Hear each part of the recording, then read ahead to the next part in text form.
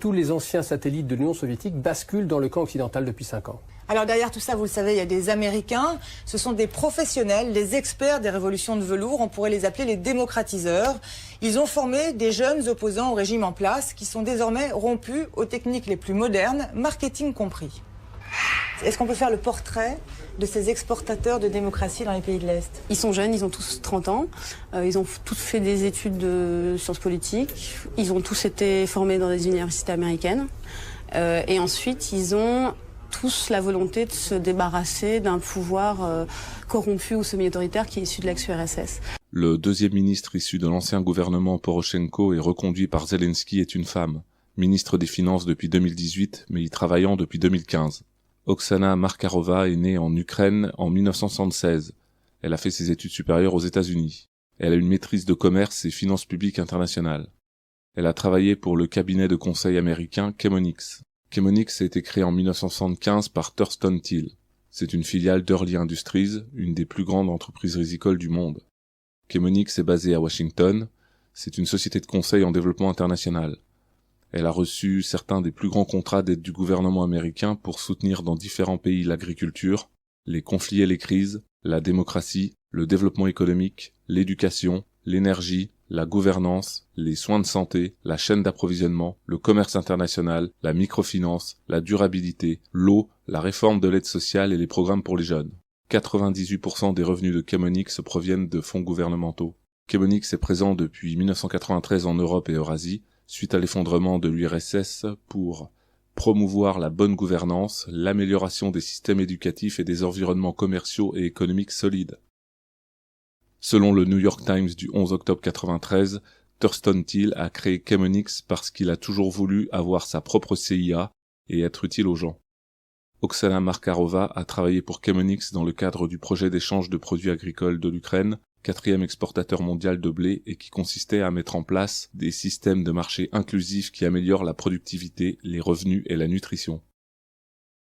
Selon Thurston Thiel, interrogé par le Kyiv Post en 1999, Chemonix a remporté un appel d'offres de 5 millions de dollars en 1995 sur 3 ans pour gérer la création de la bourse des produits agricoles de l'Ukraine, un projet considéré par Thiel comme un succès qualifié. Chemonix a donc créé avec des fonds américains une bourse en Ukraine pour concentrer l'offre agricole, afin que de gros investisseurs professionnels puissent spéculer sur les matières premières et fixer les prix au détriment des coûts de production des agriculteurs, et au passage prendre des commissions. Oksana Markarova a contribué à l'appauvrissement des paysans dans son pays. Chemonix a aussi géré un projet de privatisation financé par les États-Unis pour des terres non agricoles en Ukraine. Chemonix perçoit l'argent public américain par le biais de l'USAID. L'USAID a été créé en 1961 par le président américain John Fitzgerald Kennedy et a pour mission d'aider à réduire la pauvreté, promouvoir la démocratie et la croissance économique, secourir les victimes des catastrophes naturelles et prévenir les conflits. Le budget de l'USAID est demandé par le président et voté par le Congrès américain. Un directeur de mission est spécialement en charge de l'Ukraine. L'administratrice actuelle de l'USAID, nommée par Joe Biden, est Samantha Power, ancienne ambassadrice américaine auprès des Nations Unies, et reconnue comme contributrice de l'agenda du World Economic Forum. En octobre 2012, la Russie interdit l'USAID sur son territoire, qui est le principal sponsor étranger des ONG russes. Moscou a estimé que cette structure tentait d'influer sur les processus politiques en Russie et que ses activités n'étaient pas conformes à l'objectif déclaré de promotion de la coopération humanitaire bilatérale. En 2016, l'USAID annonce le lancement d'un appel d'offres pour la construction de plusieurs bâtiments à destination humanitaire à Kiev. Cet appel d'offres est adressé uniquement à des entreprises de bâtiments américaines. L'analyste politique Stanislav Bichok estimait qu'il n'y avait pas de pénurie immobilière à Kiev et que l'appel d'offres était un schéma de corruption, et que cela ne déboucherait sur aucune construction.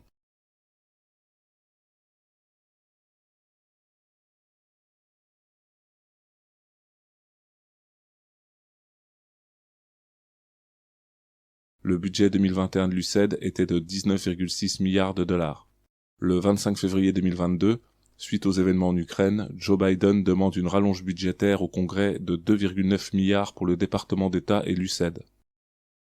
Luced qui a annoncé le 28 février 2022 une aide supplémentaire à l'Ukraine de 28 millions de dollars et de 26 millions du département d'État, soit 54 millions. Le montant débloqué par Luced pour venir en aide à l'Ukraine représente 1% du montant demandé par Biden au Congrès. Où vont donc aller les 99% restants? Oksana Markarova a aussi travaillé à la Banque mondiale à Washington comme consultante pour l'Europe et l'Asie centrale. La Banque mondiale, comme le FMI, est une institution faisant partie de l'ONU, spécialisée dans les prêts aux pays du monde entier. Entre 1998 et 1999, puis de 2001 à 2003, Oksana Markarova a travaillé comme conseillère politique et responsable des relations externes et corporatives pour le fonds d'investissement direct américain Western NES Enterprises Fund. Le WNISEF est un fonds régional spécialisé dans l'investissement dans les petites et moyennes entreprises en Ukraine et en Moldavie. Ce fonds est géré par la société de conseil financier américaine Horizon Capital Advisor. Le WNISEF est financé par Luced. Pour résumer, Luced distribue l'argent public américain au WNISEF en se servant au passage, et le WNISEF redistribue l'argent de Luced en se servant aussi au passage par l'intermédiaire de Horizon Capital Advisor qui prend sa commission.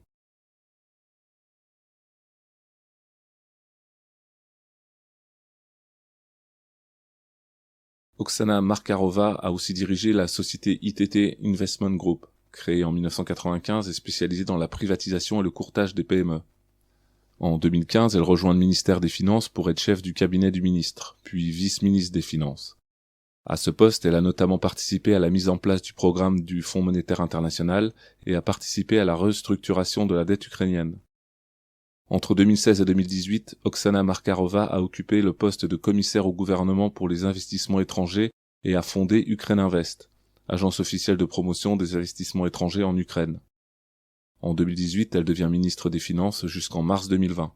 Le 25 février 2021, elle est nommée comme ambassadrice plénipotentiaire d'Ukraine aux États-Unis. Le terme plénipotentiaire est utilisé pour désigner un agent diplomatique détenant les pleins pouvoirs. Il s'agit du grade le plus élevé au sein de la fonction diplomatique. Oksana Markarova a permis aux Américains d'infiltrer l'économie de son pays contre les intérêts de son peuple. C'est une traître à sa nation, parmi beaucoup d'autres. L'autre guerre dont les médias ne parleront jamais et qui frappe l'Ukraine depuis plus de 30 ans a débuté juste après la chute du mur de Berlin, au tout début des années 90, avec l'arrivée d'entités prédatrices étrangères ayant pour objectif de faire main basse sur les ressources ukrainiennes, que les oligarques locaux comme Kolomoïski s'appropriaient. En 1990, un an avant l'indépendance officielle de l'Ukraine, l'International Renaissance Foundation, qui fait partie du réseau Open Society, a été créé à Kiev par George Soros, un ami d'Igor Kolomoïski. L'IRF est financé en grande partie par le Congrès américain via la National Endowment for Democracy, la NED, qui, nous l'avons vu, est contrôlée par la CIA et le Mossad. L'International Renaissance Foundation a pour but d'offrir son soutien à la transition souvent douloureuse de l'Ukraine vers la démocratie et l'économie de marché, et la réforme des institutions nationales moribondes, ainsi que le soutien aux groupes émergents de la société. George Soros reconnaît dans une interview sur CNN qu'il a activement contribué au renversement de l'ancien président ukrainien Viktor Yanukovych en 2014. Question du journaliste. Tout d'abord, en ce qui concerne l'Ukraine, l'une des choses que beaucoup de gens ont reconnues à votre sujet, c'est que pendant les révolutions de 1989, vous avez financé beaucoup d'activités dissidentes, des groupes de la société civile en Europe de l'Est et en Pologne, en République tchèque. Faites-vous des choses similaires en Ukraine? Réponse de Soros. J'ai créé une fondation en Ukraine avant qu'elle ne devienne indépendante de la Russie. La fondation a fonctionné depuis lors et a joué un rôle important dans l'actualité. En 91, Kolomoïski crée Privatbank, la première banque privée d'Ukraine, et détournera l'argent des déposants ukrainiens. En 92, l'Ukraine rejoint le FMI, qui lui fera son premier prêt de 1,5 milliard de dollars en 1994, faisant ainsi entrer l'ONU dans son économie. La même année, la BERD, Banque européenne pour la reconstruction et le développement, investit en Ukraine dans le secteur énergétique. Créée par Mitterrand en 90 et inaugurée en 1991, le premier président de la BERD était Jacques Attali, qui a été contraint de démissionner 2 ans plus tard car il confondait son argent personnel et les fonds de la banque. Toujours en 1992, Luced signe un accord bilatéral pour mettre en place un système d'économie de marché et intégrer l'Ukraine dans la mondialisation. En 1995, Luced, par l'intermédiaire de Chemonix et Oksana Markarova, rentre dans le secteur agricole et les terrains non agricoles. En 1996, la CIA et le Mossad, par le biais de CETV, s'infiltrent dans les médias avec la participation dans Channel 1+1 et Intermédia, détenus par les oligarques Vadim Rabinovitch pour Channel 1+1 et Dmytro Firtash pour Intermédia. En 2009, la Time Warner investira 241 millions de dollars dans la CETV, ou CME, et apportera son expérience en matière de contrôle des esprits par la propagande médiatique. Kolomoïvski prendra la main sur Channel 1+1 en 2010. En 1998, l'Ukraine et l'Union européenne signent un accord de partenariat et de coopération, puis en 2012 un accord de libre-échange de marchandises et des personnes, et un accord d'association en 2014 portant sur l'énergie sous condition de réforme judiciaire et électorale, ce qui mènera aux manifestations violentes de l'Euromaïdan, organisées par les réseaux d'influence américains, quand le président Yanukovych décidera de suspendre cet accord au profit d'un rapprochement avec les Russes.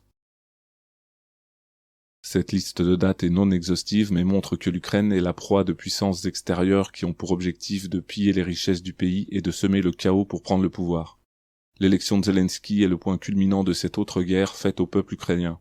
Le fait de placer un novice à la tête de l'État qui n'a aucun réseau au sein du pouvoir politique laisse la voie libre aux prédateurs pour l'utiliser comme bon leur semble dans leur propre intérêt.